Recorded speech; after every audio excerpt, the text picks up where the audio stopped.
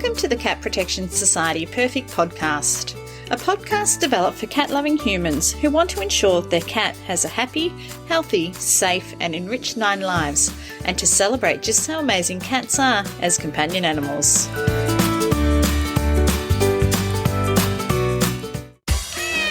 Are you considering welcoming a cat or kitten in need into your heart and home? A visit to the Cat Protection Society of Victoria in Greensborough is a must. They've been helping Victorians find their perfect feline family member for over 75 years. And if you already have a cat and you're simply looking for the very best in veterinary care for your marvellous Moggy, check out their cat-friendly, cat-only vet clinic. To learn more, visit catprotection.com.au. Welcome to the Purrfect Podcast. My name is Rachel, your host of the Purrfect Podcast, and today I'm joined by our Cat Protection Society Foster Care Coordinator, Chloe Harcourt, who has spent the best part of her working career in the animal industry, and our resident animal behaviourist, Natayla. Today we're going to have a chat about how soon-to-be cat owners can prepare their home and family before the arrival of a 4-legged furry family member. Thanks for joining us. Chloe, let's kick off. How can families or individuals identify that they're ready to welcome a new cat or kitten into their home? So I would start by having a lot of discussions with all your family members and the kids, and if you have any, and just, make sure your kids have been around any friends' pets before. Have a conversation about how to properly handle different pets, what's appropriate, what's not, and a good way to approach different animals if they may be fearful, especially some cats might be extra scared of kids because they can be a bit louder and move faster than adults. Just double check that you're financially stable enough to take care of these animals if they were to become sick, injured or unwell. Yep. Have a look into different pet insurances out there. They're always a great idea. And if you have the time and love to give to a little furry baby, then definitely I think it's a great idea. Fantastic. Nat, anything you would add to that? I think that covers most of them, and I'd also add considering how much energy you've got left over at the end of a day. So if you've got a really busy household, with lots of kids that you're shuttling to and from different activities, or you have a really demanding job and you get home and you're absolutely wrecked by the end of a day, that is going to inform which type of cat might best suit your family.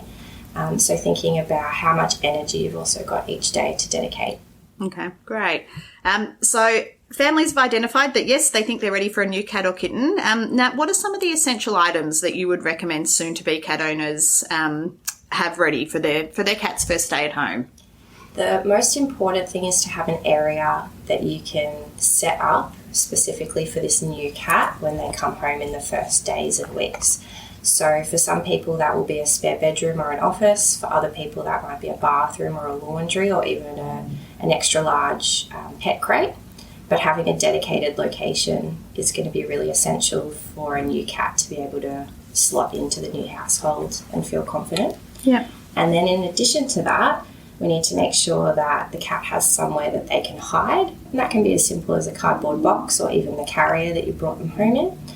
Or it could be opening up the cupboard so that they can slip in there and snuggle into your clothes.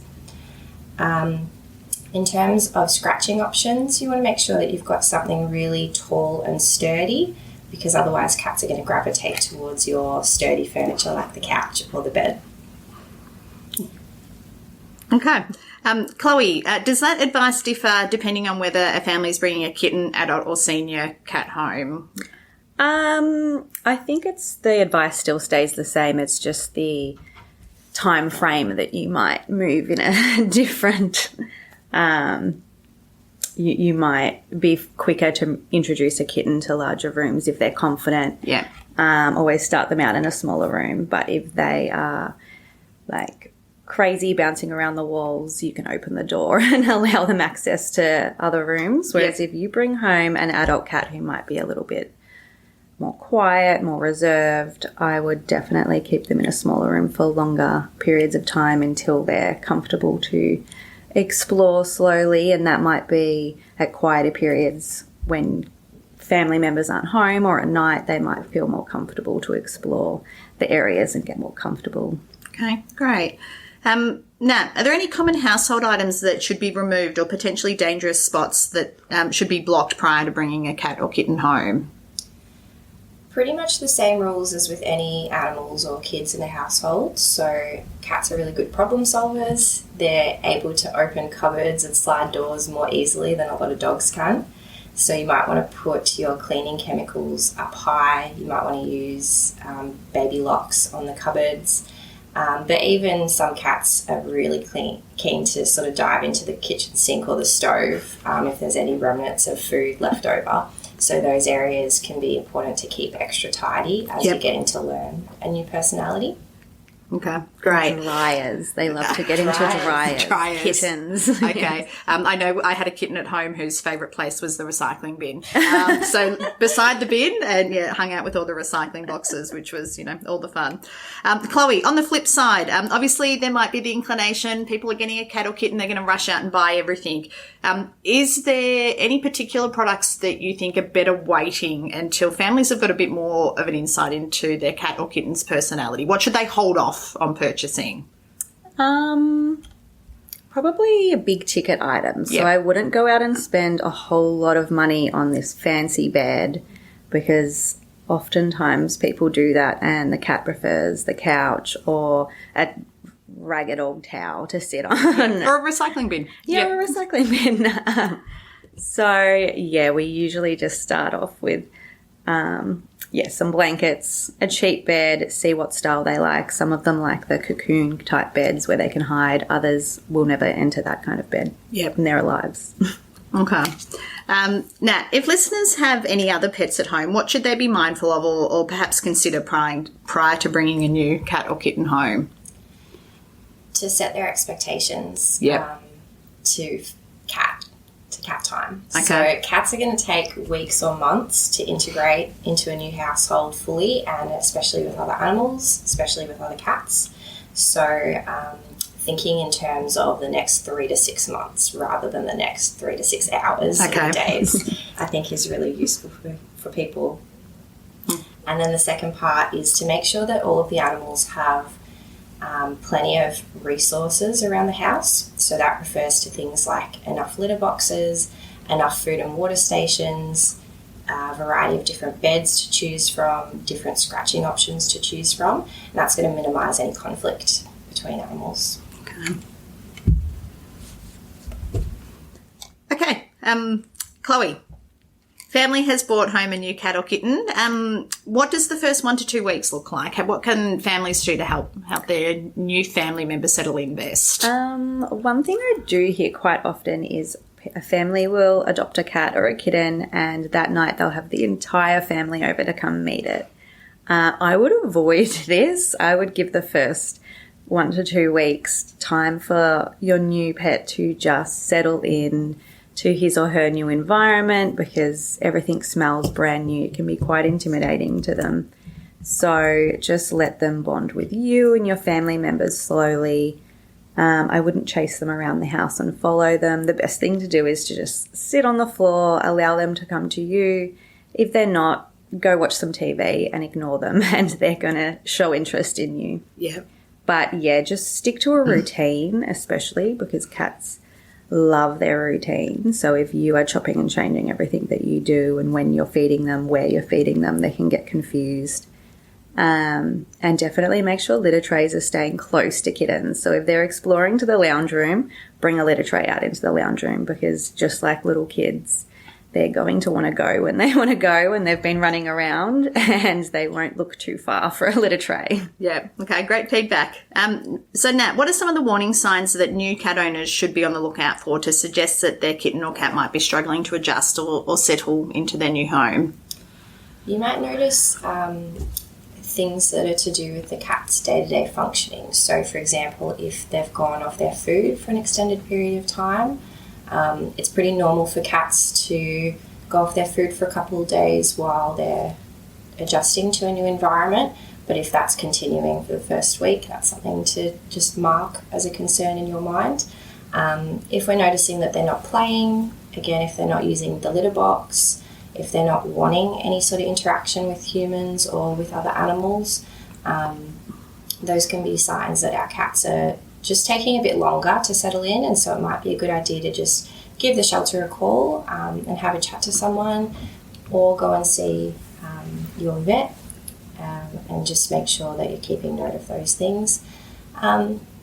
And then you might also notice things like your cat doing lots of vocalizing, or sometimes cats will be wandering around a new house just seeming really lost. So that could be a sign as well that we need to maybe make the area smaller for the cat so that they feel less overwhelmed, or there might be some other strategies that we can use, like feeding them through enrichment puzzles, or using a product called Feliway as a pheromone product. That's where I would start. Okay. All right. Great. Thank you. Chloe, the Cat Protection Society have a strong foster care program where kittens and cats who aren't ready for adoption are placed into a loving home environment rather than coming directly into our adoption shelter. Would you recommend that families or individuals considering welcoming a new cat or kitten into their home look at something like foster care prior to adoption? Yeah, definitely.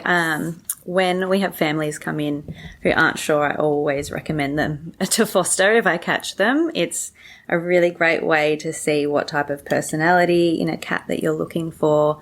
If you want a playful kitten who's going to be a lot of work, or if you have an older cat who's a little bit more quiet and wants to sit on the couch with you, suits your family and lifestyle a bit better. It's a great way to teach your kids how to interact with cats and kittens, because you can come to all of our information days and sessions, and kids are more than welcome to come along too. So we can train them and teach them how to interact with all these little kittens and cats. But yeah, it's really good, especially because you don't know what type of personality you're going to be drawn to in a cat. So we have a lot of, we call them foster fails when you adopt your foster cat. So we oftentimes get a lot of people signing up to foster and they adopt their first cat or kitten, and yeah, it's always a happy ending. That's it, good outcome. And I know obviously at the adoption shelter we do have people that adopt, and there are circumstances where the cats are returned because of allergies that people weren't aware of. So yeah, foster care gives a good opportunity to test any potential allergies as well. Yes, and some people even foster to try and stretch out their allergies to see if they can get used to a particular cat. Yeah. And sometimes it works, sometimes it doesn't. Okay.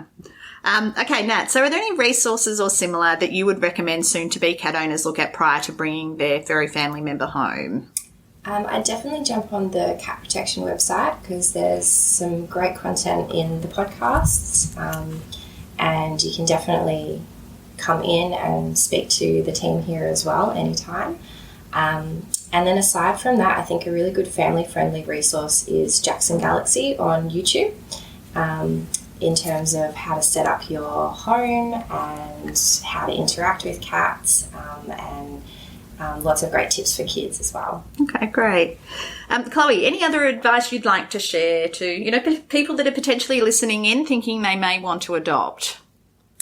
I think the biggest question we do get is when potential adoptees have other pets. So they might have a dog or a cat that they're not sure that they're going to get along with well. I always recommend very slow introductions, swapping bedding over with each animal to get them used to each other's smell, see how they interact behind doors and walls, and then you can move to, say, like a glass sliding door so they have a visual cue of each other. And then when you do let them out together, make sure it's always supervised until you're confident that they're getting along. But yeah, just keeping that very slow, that introduction, because a lot of people take their new cat home and put them right in front of a dog straight away, and it does not work. Yeah. Okay, Nat, what about you? Any last advice that you'd like to share with our listeners?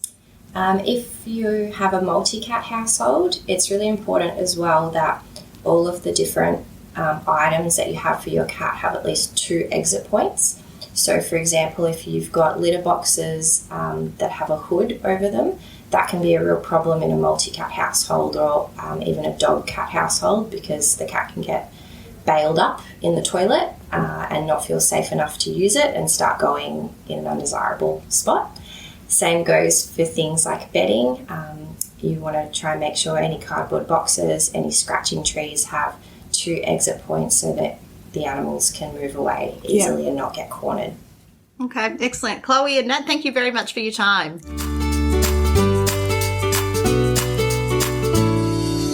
Thank you for listening to another episode of the Cat Protection Society Purrfect Podcast. Make sure you subscribe to the show in your podcast app so you don't miss an episode. And we'd love if you can share this podcast with any friends, family or colleagues who all love things cats. In the meantime, you can visit our website at www.catprotection.com.au.